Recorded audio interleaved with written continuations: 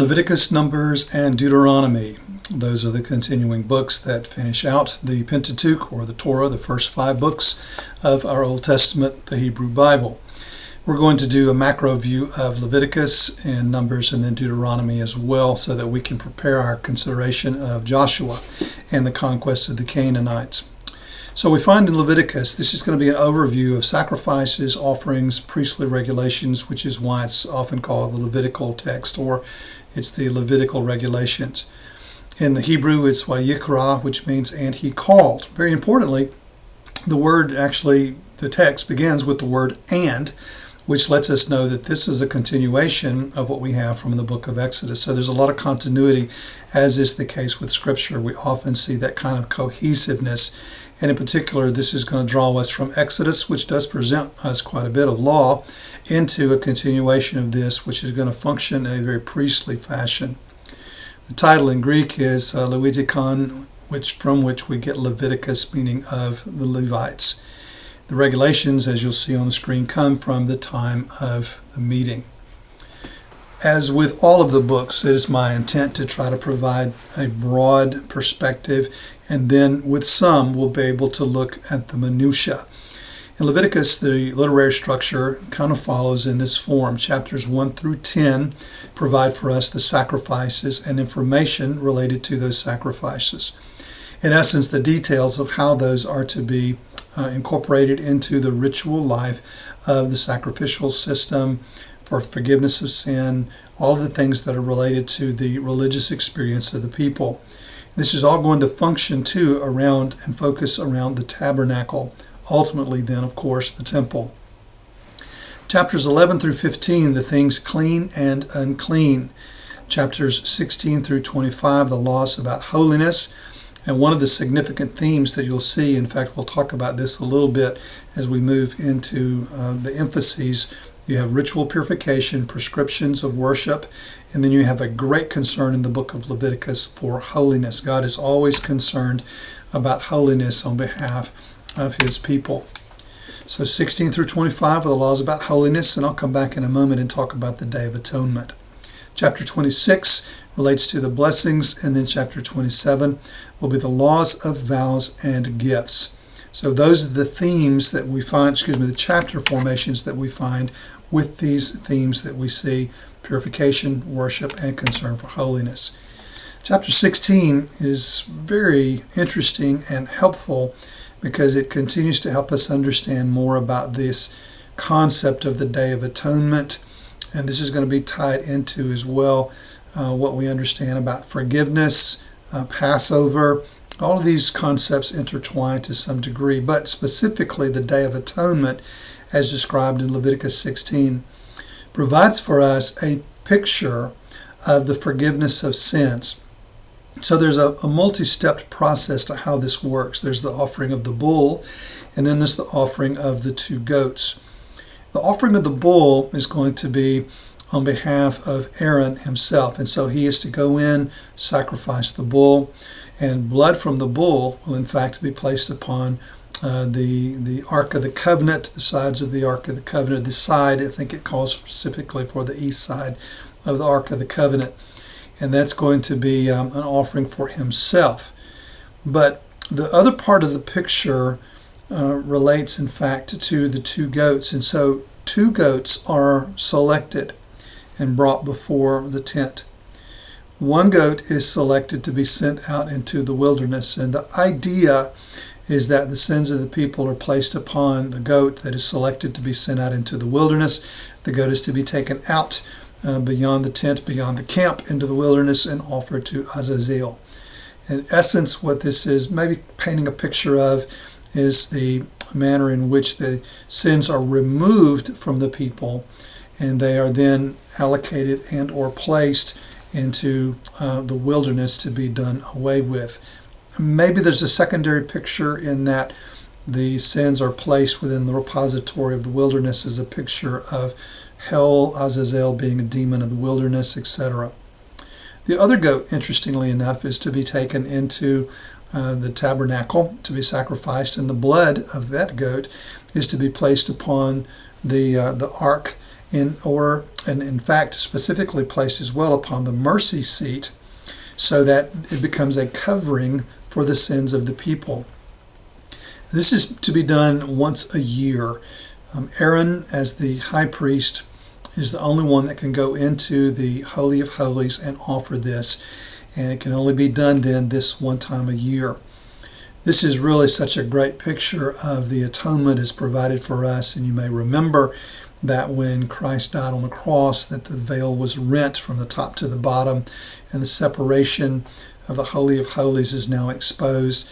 The sacrifice of Christ then covers all that is necessary for individuals to be forgiven. So that's what you see, and it's a very interesting dynamic of Old Testament, New Testament, and the incorporation of these concepts together.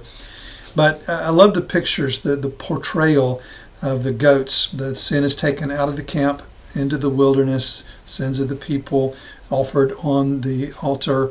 Then ultimately they're both offered back out in front visibly for the people to see, but offered upon the Ark of the Covenant, upon the mercy seat, to shield we would say, in some sense, to shield the view of God from the sins of the people, to be a covering for the people.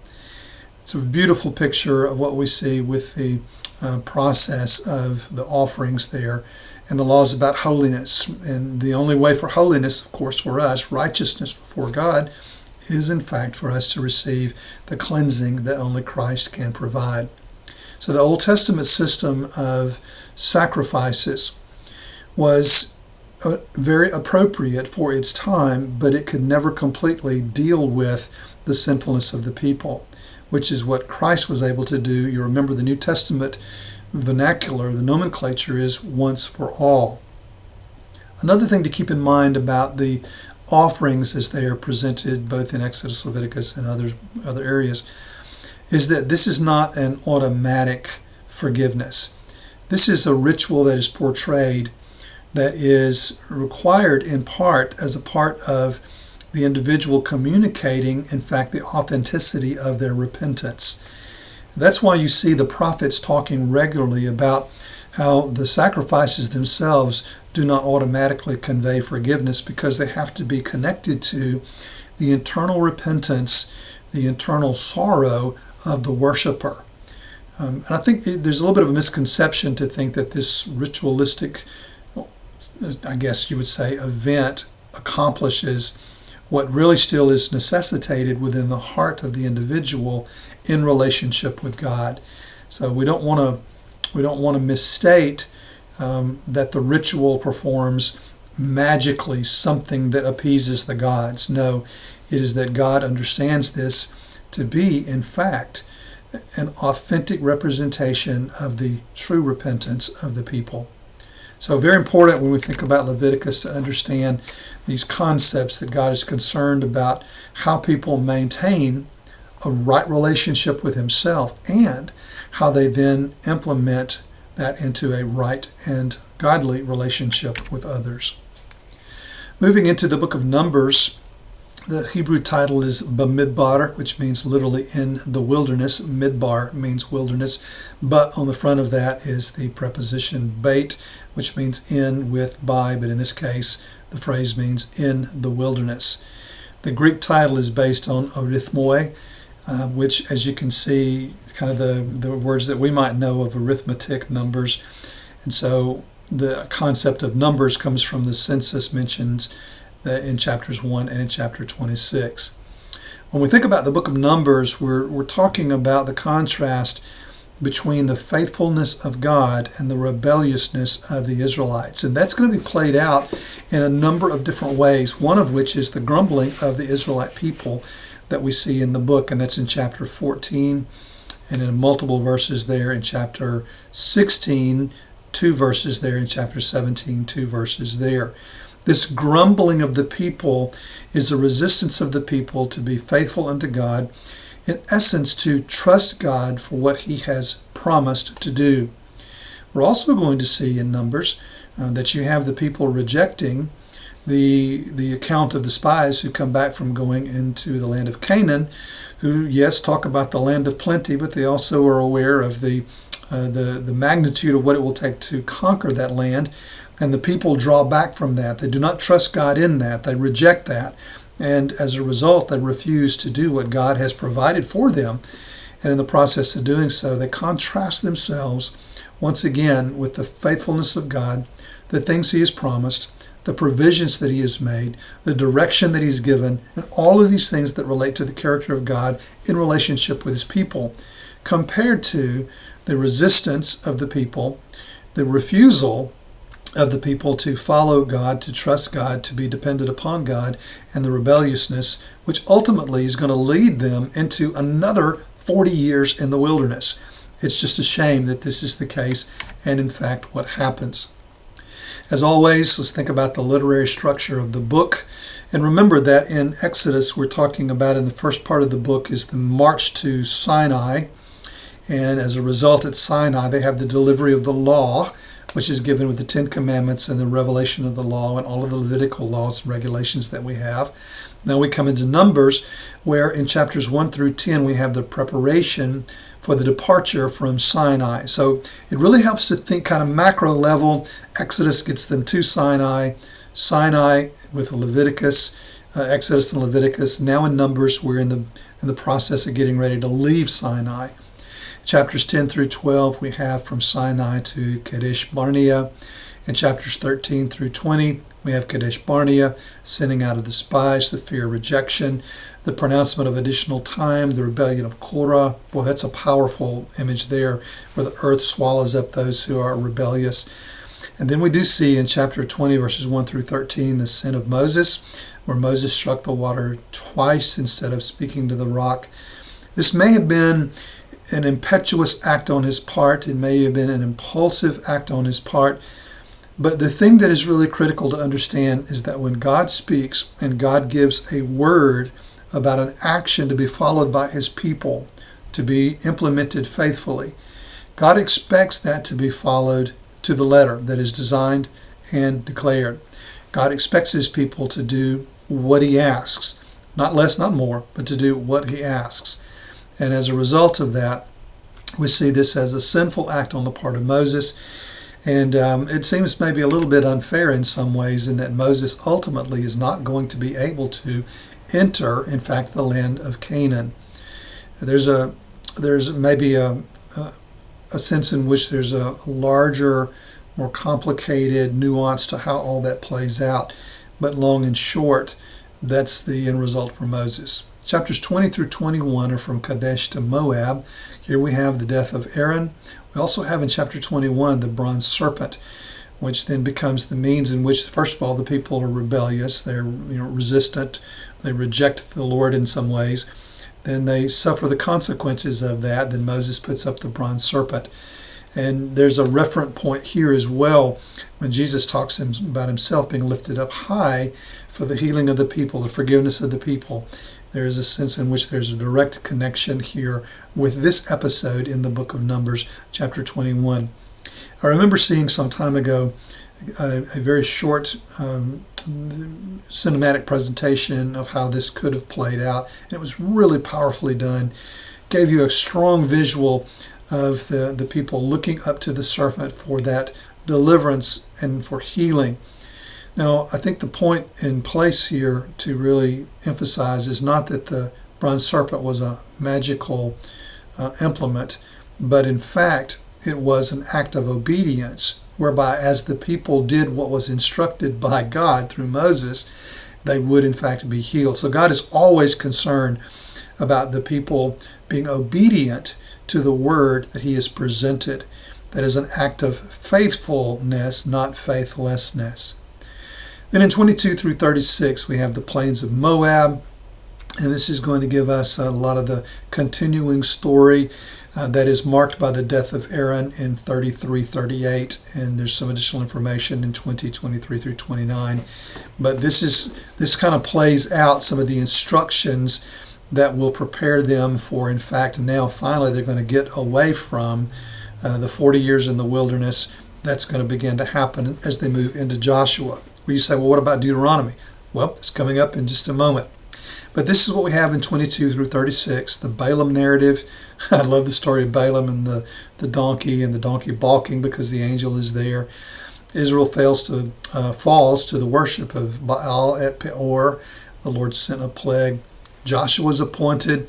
Transjordan partially settled. You see in chapter 32, Reuben and Gad. And then that transition verse, very interesting, helpful for us to see how there's pivot points. There's always a pivot point. And so in 32, 13 through 14, we have this transition verse. He made them wander in the wilderness 40 years. And then verse 14, now behold, you have risen up in your father's place. Here's what we have, the announcement of a new generation risen up. And then you have, these are the journeys in chapter 33. So all of this is that movement, and then it's like, wait, and then all of a sudden you're there. And that's what we have in 33, 50 through 56, the instructions for taking the land. Which leads us then to Deuteronomy. So again, you say, well, wait a minute, what about Deuteronomy? Deuteronomy, in many ways, is kind of like the last rite of preparation before the conquest is going to occur. And the title of Deuteronomy in Hebrew, in fact, is These Are the Words, Ele Devarim. This gives us a sense in which we have the words, the last words, the seconding of the law, which is where we get Deuteronomy, seconding of the law. But it's the words that are given in preparation before the people are going to do finally what God has led them out here to do. The primary purpose of this book is going to be to renew the covenant between the people and God.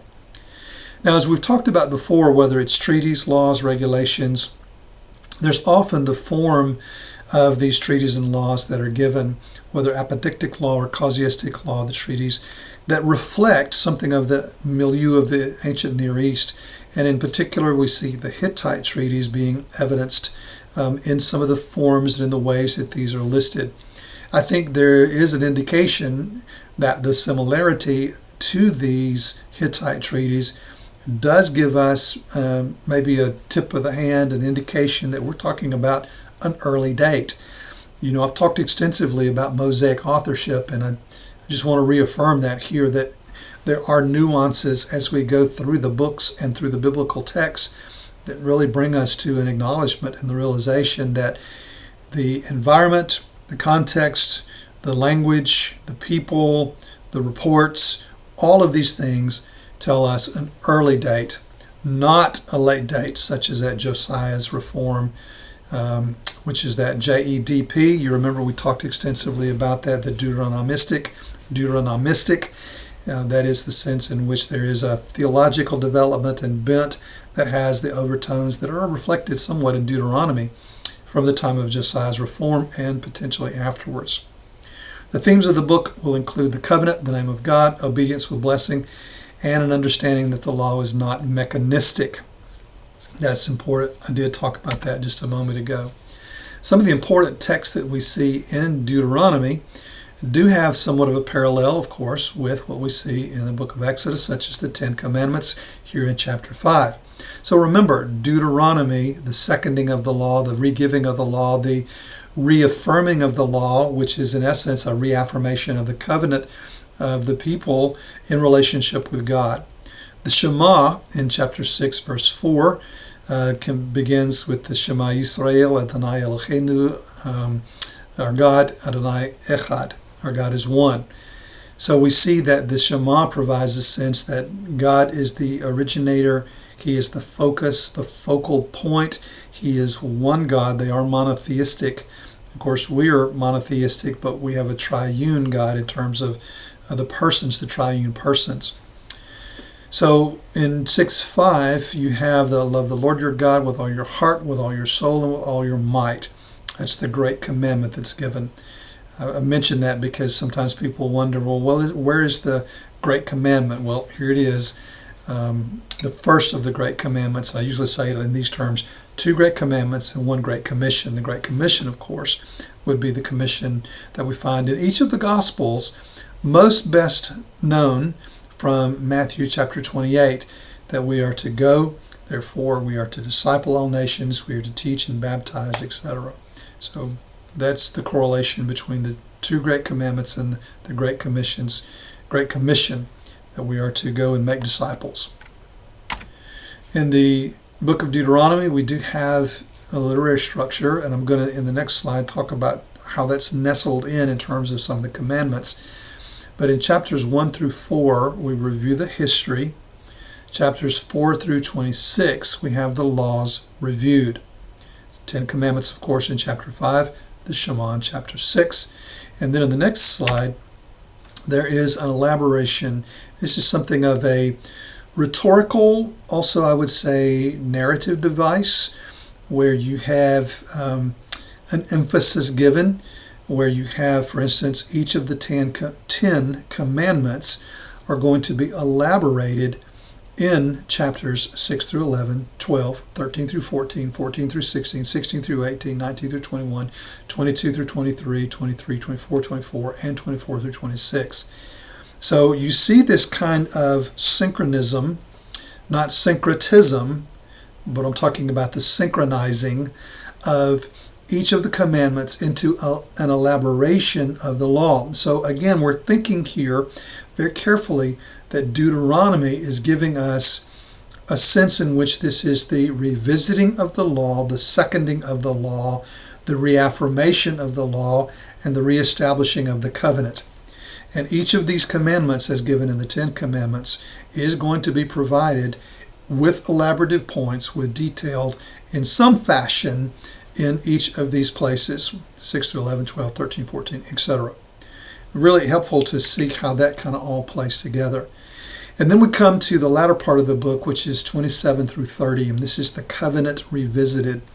Chapter 28 is the blessings and curses. Chapter 29 are the covenant provisions. And all of this is to bring the people to the point where they are in fact ready to enter the land of Canaan and to conquer the land of Canaan. And they need to do this before they go. They need to be ready, faithful, committed unto the Lord before they go and obtain what God has promised them. Then we come to chapters 31 through 34, the final time of Moses. And 31:26 says, take this book of the law and place it beside the ark of the covenant.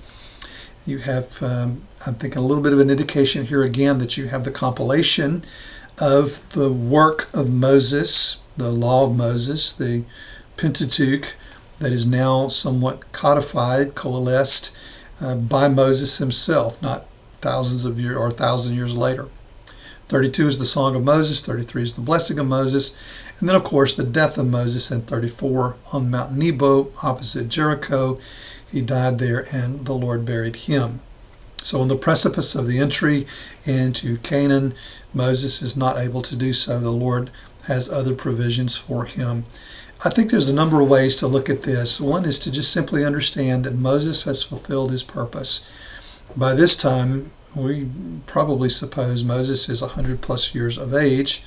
It could potentially be 120 years of age, 40 when he went into the wilderness, though it could be he was younger before he went into the wilderness, but let's say 40, and then 40 years in the wilderness.